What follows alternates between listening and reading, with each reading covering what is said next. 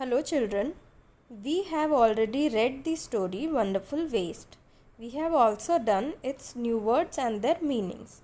Today, we will move forward and continue with its exercise questions. So, let's begin. First of all, we will do the question answers. Question number 1. What were the preparations in the palace for? What was the main event for which all the preparations were going on? क्या event होने वाला था palace में? The preparations in the palace were for a grand dinner to be hosted by Maharaja. Palace में एक grand dinner यानी कि रात को अपने कुछ साथियों को राजा ने दावत पर बुलाया था, कुछ खास लोगों को, तो उसके लिए सारी प्रिपरेशंस और सारी तैयारियां हो रही थी. रिपीट कीजिए answer. The preparations in the palace were for a grand dinner to be hosted by Maharaja. Question number 2. Why did the Maharaja go into the kitchen in the afternoon? Maharaja afternoon में kitchen में क्यों गए थे? Answer is the Maharaja went to the kitchen in the afternoon to survey the dishes that had been prepared for the feast. यानी कि रात की दावत के लिए जो पकवान, जो डिशेस बन रहे थे किचन में, उनका सर्वे करने के लिए यानी कि उनको देखने के लिए, उनकी देखरेख करने के लिए वो किचन में गए थे. The Maharaja went to the kitchen in the afternoon to survey the dishes that had been prepared for the feast. Third question. What had the cook planned to do with the vegetable scraps? Vegetable scraps यानी कि सब्जियों के जो बचे कुचे टुकड़े थे, उनसे cook ने क्या करने का प्लान किया था? The cook had planned to throw away the vegetable scraps. Cook ने वेजिटेबल स्क्रैप्स को फेंकने का प्लान किया था क्योंकि उसे लगा था वो वेस्ट है. Ingredients are the things that are used to make a dish. Circle the ingredients of avial in the box below. So here we have names of certain things written in this box. We have to identify the things which are used to make the dish avial and we will circle them. So let's begin. Chilies. Yes. Chilies are used to make avial. Groundnut, no. Wood, no. Vegetable scraps, yes. Coconut, yes.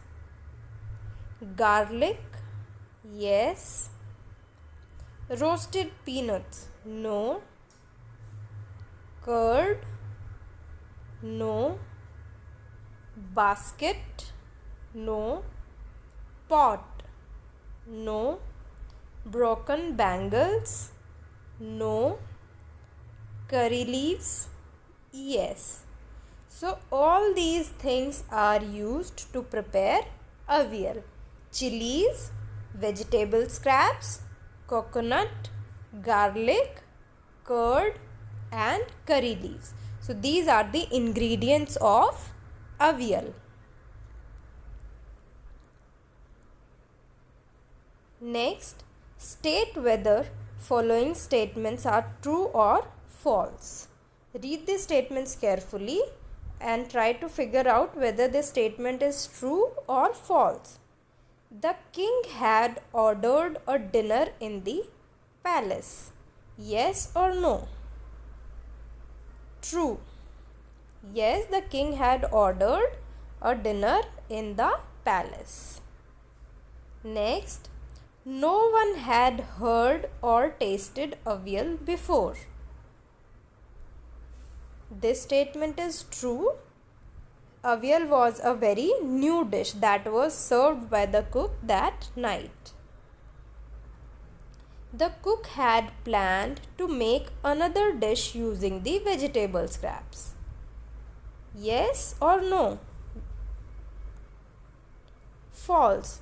The cook had initially planned to throw away the vegetable scraps. Cook ने दूसरी dish बनाने का plan नहीं किया था. उसने क्या plan किया था शुरू में कि वो वेजिटेबल स्क्रैप्स तो वेस्ट हैं, उनको वो फेंक देगा. Now next question. A recipe is a list of directions to prepare a dish. The following sentences are not in order for preparing avial. Number them in the correct order. तो यहाँ पर कुछ sentences लिखे हुए हैं जो aviyal dish को prepare करने की डायरेक्शंस है कि अवियल डिश को कैसे कैसे बनाना है. लेकिन ये सेंटेंसेस जो है सही ऑर्डर में नहीं है, मतलब ये आगे पीछे हो गए हैं. तो आपने स्टोरी में अवियल की रेसिपी पढ़ी है तो आप इन सेंटेंसेस को अब करेक्ट ऑर्डर में लिखेंगे. जैसे नंबर 1 ऑलरेडी लिखा हुआ है. सबसे पहले क्या करते हैं, 1 के आगे लिखा है wash and clean the mix of vegetable bits. सबसे पहले कुक ने क्या किया था, वेजिटेबल बिट्स को अच्छे से वॉश और क्लीन कर लिया था. Now look at the other sentences and try to figure out which step should be next. बाकी सेंटेंसेस पढ़िए और आप पता लगाइए कि नंबर 2 पे क्या आएगा अब इसमें. अब देखिए, जैसे पहले लिखा है grind some coconut, green chillies and garlic. फिर लिखा हुआ है cut the vegetable scraps into long strips. तो इन दोनों में नंबर 2 पे क्या होगा, वॉश एंड क्लीन के बाद क्या किया था, he cut the vegetable scraps into long strips. So number 2 is cut the vegetable scraps into long strips. After that what he has done, grind some coconut, green chilies and garlic. उसके बाद उसने coconut, green chillies और garlic को piece के उसमें डाला था. Now read the remaining sentences and try to find the next sentence. Decorate with curry leaves? No. Whip some curd and mix it in? Pour some coconut oil on top? Which should be the next step? Next step is whip some curd and mix it in. Number 5 will be pour some coconut oil on top. Number 6 will be decorate with curry leaves. And finally number 7, avial is ready. So this is the correct order of sentences which will give you directions to prepare the avial. Next, given in the box are some things that children do after they reach home from school. Choose 5 things that you do when you reach home from school. Write them in order. Again, this is a similar exercise in which you have to write sentences in correct order. So let's start doing it. First, I put away my school bag. Then I change out of school uniform. Next I wash up. After that I have lunch. Finally I chat with mummy about school. सो यहाँ पर आपने देखा, जब आप किसी चीज़ को सही order में लिखने की कोशिश करते हैं तो हर एक सेंटेंस से पहले आप इस टाइप के वर्ड्स लिखते हैं. जैसे फर्स्ट आई यानी कि सबसे पहले मैंने ये किया, देन आई यानी कि उसके बाद, नेक्स्ट मतलब उसके बाद, आफ्टर दैट मतलब उसके बाद, मतलब you have to maintain the continuity of the order. और हर चीज़ को सही ऑर्डर में लिखते समय आप ऐसे next I, after that I, finally I मतलब लास्ट में, आप इस तरह के वर्ड्स को यूज़ करते हैं कि आप एक सेंटेंस से दूसरे सेंटेंस की तरफ जा रहे हैं.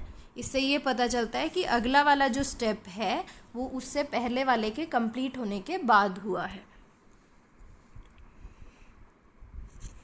Now we will do word building. Words with more than one meaning. So, point. Point is one of the word which we have read in this story which have 2 different meanings. So, one meaning is dot. Dot also means point. Another meaning for point is to show something. किसी चीज़ की तरफ इशारा करना, उसको भी point करना कहते हैं. Next, ground. Ground also have two meanings. First, like this, solid surface of earth. जो अर्थ का सॉलिड सरफेस होता है उसको भी ग्राउंड कहते हैं, मैदान. और दूसरा, पीसना. पीसना मतलब ग्राइंड. ग्राइंड का पास्ट टेंस होता है ग्राउंड, जो हमने इस स्टोरी में पढ़ा था. Past tense of grind. Next, survey. Survey means to look closely. ध्यान से किसी चीज़ को देखना. जैसे कि जो स्टोरी में किंग था वो किचन में सर्वे करने गया था डिशेस का, मतलब ध्यान से देखने गया था कि डिनर के लिए क्या तैयारियां हो रही है. And another meaning of survey is a general examination और डिस्क्रिप्शन ऑफ समथिंग. जैसे किसी चीज़ के बारे में जानकारी इकट्ठा करना और उसको रखना. Scrap. Scrap means small left over piece of something, कि कुछ बचा कुचा हिस्सा. डिस्कार्ड और रिमूव फ्रॉम सर्विस, यानी कि कोई चीज़ खराब हो गई है तो उसको डिस्कार्ड कर देना, उसको उसके काम से निकाल देना, उसको भी स्क्रैप करना कहते हैं. Sternly. Sternly means strictly. And another meaning of sternly is in a way that shows disapproval, मतलब किसी चीज़ को मना कर देना, उसको दिखाने का एक तरीका भी होता है sternly. Tempting. Tempting means attractive. Tempting also means delicious. So tempting means delicious and attractive. Now next exercise in word building. Make new words by adding or dropping a few letters from the given words. So you will have some words and you will add either ed or ing or er or est at the end of those words to make new words. अब यहाँ आपके सामने कुछ words आएंगे one by one. उनके आगे आपको इनमें से कोई भी एक सेट ऑफ वर्ड्स लगाना है, या तो ईडी लगाना है, या आईएनजी, या ईआर, या ईएसटी, ताकि आप न्यू वर्ड्स बना पाएँ. Now first word is pound. तो जिस भी वर्ड को आपको चेंज करना है, सबसे पहले आप उसको देख के आइडेंटिफाई करेंगे कि वो क्या है. अगर ये कोई डिस्क्राइबिंग वर्ड है तो डिस्क्राइबिंग वर्ड में आप ई आर और ई एस टी लगा के उसकी कंपैरेटिव और सुपरलेटिव फॉर्म बना सकते हैं. लेकिन अगर वो डिस्क्राइबिंग वर्ड नहीं है तो आप देखेंगे कि अगर वो वर्ब है, वर्ब यानी कि एक्शन वर्ड, डूइंग वर्ड, जिससे हमें किसी एक्शन का पता चलता है, तो आप उसमें ई डी और आई एन जी लगा सकते हैं और न्यू वर्ड बना सकते हैं. आपको आइडेंटिफाई करना है कि वो वर्ब है या डिस्क्राइबिंग वर्ड है. अगर वो वर्ब यानी कि एक्शन वर्ड है तो आप उसमें ईडी और आईएनजी लगाएंगे, और अगर वो डिस्क्राइबिंग वर्ड है तो आप उसमें ईआर और ईएसटी लगाएंगे.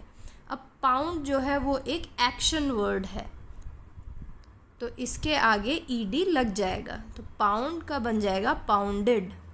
Also you can add ING, तो pound becomes pounding. Next word try. Try भी एक एक्शन वर्ड है, तो इसमें भी ई आर और ई एस टी नहीं लगेगा. ट्राई का ट्राइड बन जाएगा. लेकिन जब आप ट्राइड लिखते हैं तो वाई हट के आई लगेगा और उसके बाद ई डी ज्वाइन होगा. And trying, T R Y I N G. Trying में हम वाई नहीं हटाते हैं. तो पाउंड और ट्राई ये दोनों ही एक्शन वर्ड्स है, यानी कि इससे किसी काम का पता चलता है, किसी तरह के एक्शन का. तो इन दोनों को हम ईडी और आईएनजी जोड़ के न्यू वर्ड्स बना सकते हैं. आगे देखते हैं. Large.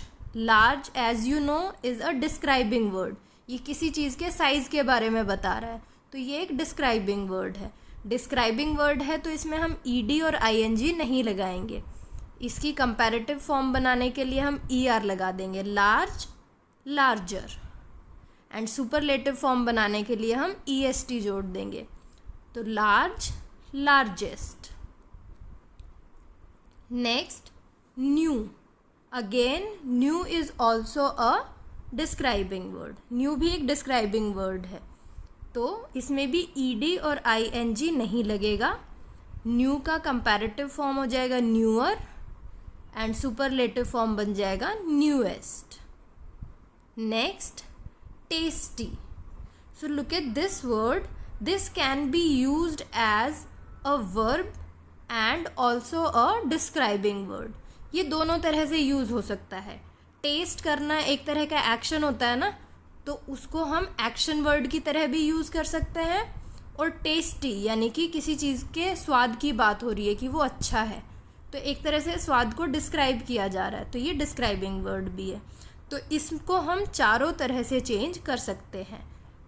Tested, testing, tastier. Tastier लिखने में हमने वाई को ड्रॉप कर दिया है, वाई की जगह आई जुड़ गया है. And tastiest. So this is a word which can be used as verb and describing word both. So all 4 words can be made out of this. Now next, wise. As you know, wise is a describing word, so we will add ER and EST. Wiser, wisest. Next, stare. stare मतलब घूरना, ये एक action word है. तो action word है तो इसमें ED और ING हम ज्वाइन करके न्यू वर्ड्स बनाएंगे. Stared and staring. Next, clean. Again clean is also a describing word as well as a doing word. Clean भी टेस्टी की तरह ही डिस्क्राइबिंग वर्ड भी है, यानी कि कोई चीज़ साफ़ सुथरी है तो उसके बाद उसको डिस्क्राइब कर रहा है, डिस्क्राइबिंग वर्ड है. और क्लीन करना एक एक्शन भी होता है, क्लीनिंग, तो इसलिए ये एक्शन वर्ड भी है, यानी कि वर्ब भी है. तो हम इसमें ED और ING भी जोड़ सकते हैं और ER और EST भी जोड़ सकते हैं. So cleaned, cleaning, cleaner, cleanest. Like this we can make all the words from clean.